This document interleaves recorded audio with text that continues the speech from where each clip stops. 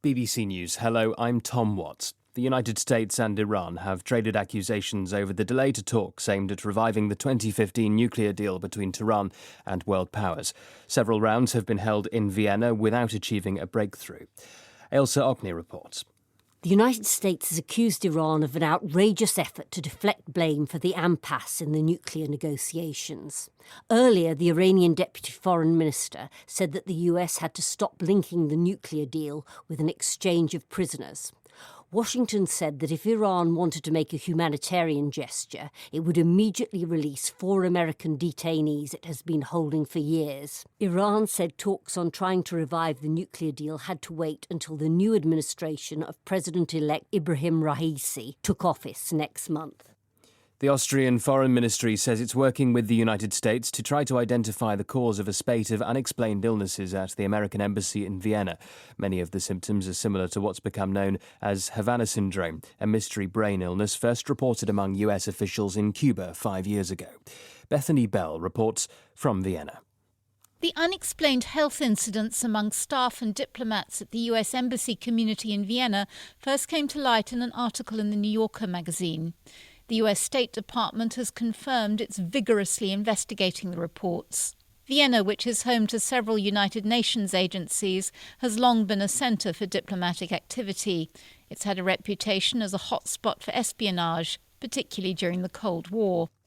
Residents in the regions of Germany and Belgium worst affected by catastrophic flooding have begun the huge task of clearing up their neighbourhoods as the waters begin to recede. Emergency workers and volunteers are continuing to search for the missing. More than 170 people are known to have died. Our correspondent Anna Holligan is in the Belgian province of Liège.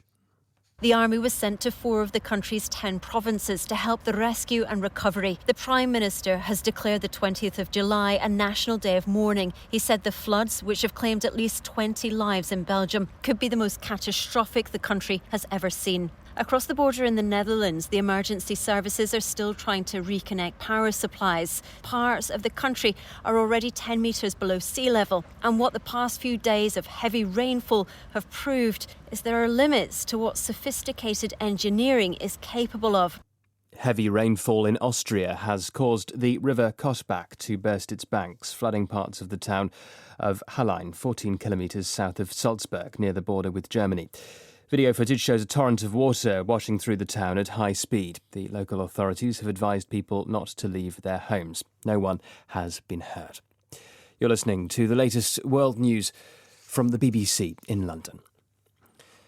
Facebook has again defended itself against President Biden's assertion that the social media platform is killing people by spreading misinformation about coronavirus vaccines.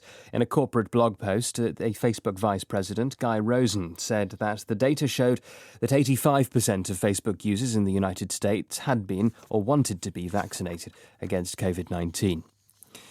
The army in Mali has said that 3 Chinese nationals and 2 Mauritanians have been kidnapped in the southwest of the country. Armed men on motorbikes attacked a construction site near the town of Kuala, taking the hostages along with 5 pickup trucks. They also destroyed road building equipment. It's not known who carried out the attack.